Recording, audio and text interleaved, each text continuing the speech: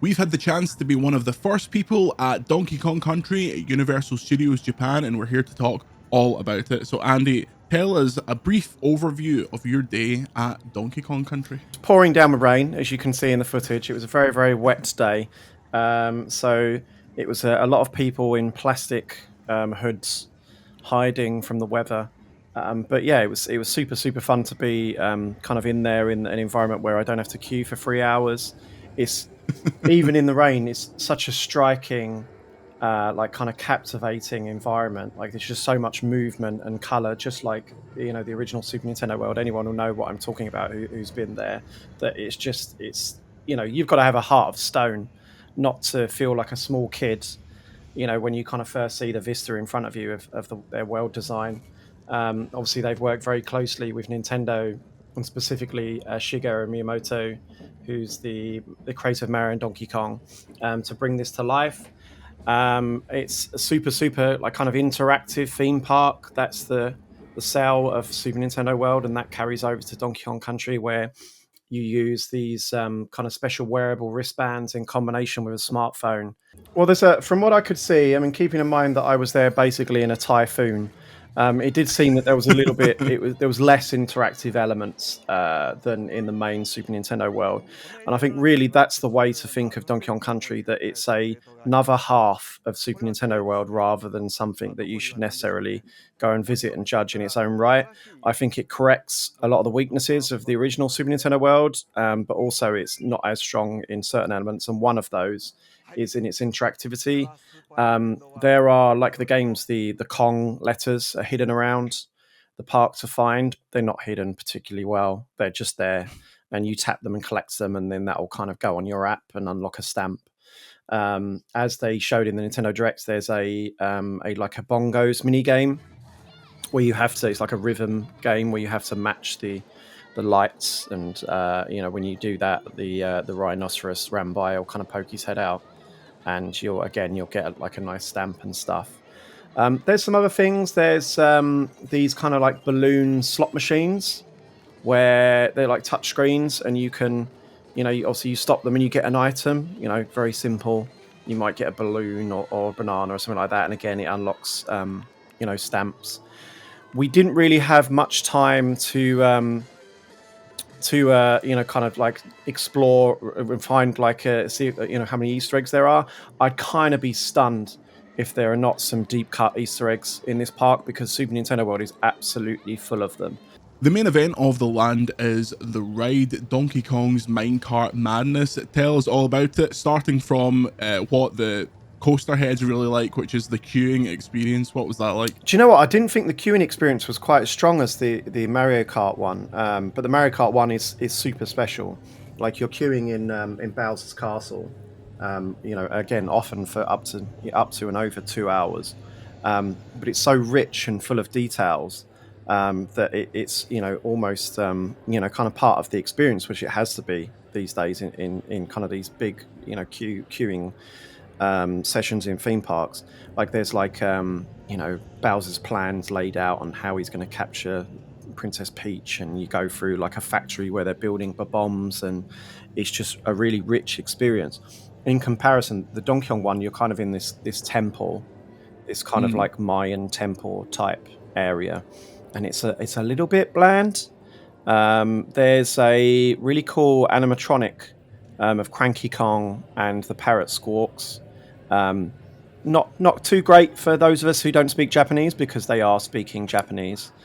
So you are just watching some animatronics, fairly impressive animatronics move. The ride is undoubtedly the best Nintendo ride at the whole park. The Mario Kart ride is more of an AR experience. You put on a headset, and you're kind of like basically, it's very basic AR experience. You're shooting, shells at these characters that come out, other racers that come out in front of you. You are moving on a cart and a track, but it's very basic. The Yoshi ride is, which is not in the Los Angeles park, but it is in the Osaka park, is basically a children's ride.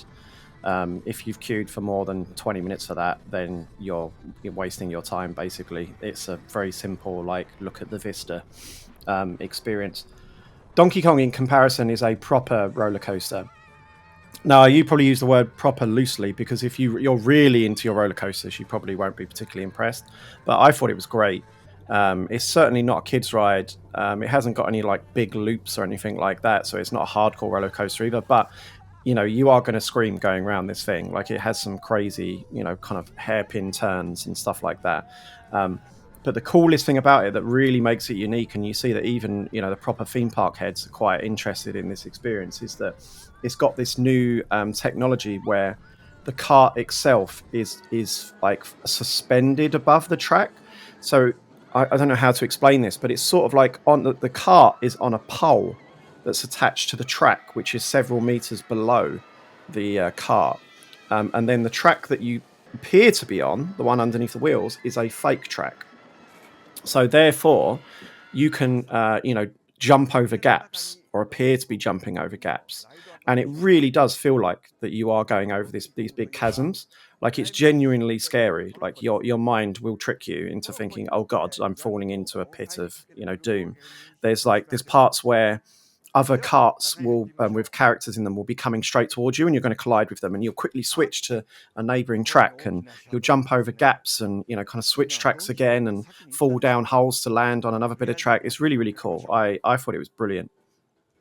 Mm. And how long does that last? Is it like a minute and a half? Is it quite a short Yeah, ride, or do you feel it's like? quite short. It's quite short, a couple of minutes, but I would say it's deceptively large. Like, compared to the area, it doesn't look big, but I was surprised. There's a good couple of turns and stuff on it. Yeah, maybe like a couple of minutes tops, but it felt generous. I didn't feel disappointed. I don't know how I would feel if I queued for 2 hours to get on it, but it's definitely the best ride that they've done. It's definitely the best. It feels like a proper recreation of a Nintendo game, right? Like, you really do feel like you're in that minecart jumping over gaps. It's super cool for anyone who's into Donkey Kong. And after the ride, the next most important part, the merch. Donkey Kong Country Funky's Fly and Buy is the merch shop. What kind of size is this? What is the offering in terms of exclusive merch? Is it stuff you could get elsewhere? I didn't think the merch was that strong, actually, in terms of kind of the shop itself. They've got a couple of power bands, new ones, that you can buy, DK themed and Diddy Kong, I think. But the shop itself is like basic, like plushies and pins and key rings, and there's no real like hero item. Like, when they opened Super Nintendo World, they had the Mario in a pipe that would walk if you pushed him along. They've actually discontinued that. There's a story to be told there, probably. I don't know why, but they had like really cool, unique items like that. Like, you can buy a Peaches or Bowser's Castle, like kind of one of those metal like craft kits, and you can build that, and there's like some really cool items in there, whereas Donkey Kong was quite basic, like Donkey Kong plushies, some Donkey Kong headbands and things like that. The real standout was the food, which I thought was brilliant. There's two items. There's this kind of ice cream kind of thing that comes in a DK cup that you get to keep. And it's like a banana ice cream milkshake type thing, which was like really delicious. And then on top of it is like a cone that's got like kind of like cereal in it. And that was like quite cool. But then, you probably chuck that in the bin. I mean, the coolest thing about it is you get to keep this really cool DK barrel cup and the spoon, which has got a DK kind of smashing a barrel on it. So that's probably the coolest merch item. There's the other one was like a big like sausage hot dog type thing. And that was awesome. That was really nice. I mean, I nicked a little pin out of it. I don't think there's anything else that you'd want to keep, but that was tasty. So that's the coolest thing in there in terms of merch. So, in terms of the overall kind of expansion to the park, is it about what you expected? Do you think it is a significant value add to going to the Japanese parks? Because I always thought that I've only been to the LA park, and I thought it was pretty small, and it seems like they wouldn't have the real estate to expand it. Presumably, this will come to the Florida park since they have infinite room. But in terms of Japan, is it still the premier destination for this So stuff? this is confirmed that the Donkey Kong Country area is going to open with the Florida Super Nintendo World, which is opening next year. And that will be a full-size park. So you're correct. The Los Angeles one is actually smaller, and it's not very good in my opinion, because it just becomes it's very cramped, and there's like, I think it's missing the Yoshi ride, which is not a huge loss in terms of the ride itself, but just in the verticality of the area and the layout's like very different. It just doesn't feel the same. Like you can see stuff behind the barriers and things like that, and there's like a shop missing, and so the Florida one is the one to go to. I'd say if you're considering traveling to Osaka, Japan, to visit the Donkey Kong ride, or indeed the Florida Park when that opens next year, you should very much do so as seeing it as another half of Super Nintendo World. I probably wouldn't be satisfied if I'd already been to Super Nintendo World and I was traveling just for Donkey Kong. I don't know if there's that much value there. But Universal Studios, I think, is probably my favorite theme park. So if you're going there just to spend a day at Universal, or indeed to visit Super Nintendo World for the first time, then yeah, it's a fantastic second half of that. I mean, like I alluded to at the start, I think it kind of like it adds corrects some of the weaknesses in the Mario Park. The rides are not that great in the Mario Park, but the DK ride is genuinely awesome. On the flip side, the interactivity is not as strong there, but there's loads of that in the Mario Park. The only thing that I'd say that I was a little bit disappointed on, as a old school Donkey Kong Country fan, is that this is very much themed on the Wii games, the Wii U, Retro Studios games. I mean, this park, just like the Mario one, has been planned 10 years ago. So this has come from the time where they've just released Tropical Freeze, and they feel like very much like that's the future of the series. But the reality is now, 10 years later, no games have come out since then. And I think far more iconic games are those Super Nintendo games by Rare. When people think of Donkey Kong Country, they think of those games. And especially they think of that incredible David Wise soundtrack. And that's where I was very disappointed with this, is that the music they use is all kind of like the Retro Studios music. I can't remember the chap's name, but there's a Japanese composer they brought in for the Donkey Kong Country Returns, the first one. David Wise actually did Tropical Freeze, but they don't use any of his music. There's that iconic Donkey Kong Country theme, like a new version of it. I understand they brought in a new composer for the land to kind of interpret the themes, but the themes, other than that DK Donkey Kong Country main theme, which you hear at the entrance, it's all Donkey Kong Country Returns music or original music. And that's very disappointing, to be honest. There was a moment where we were led back to Super Nintendo World, we were led back through the back scenes, back to Super Nintendo World. And I was there for 30 seconds before I'm humming this theme they're playing. That Super Mario 3D World music.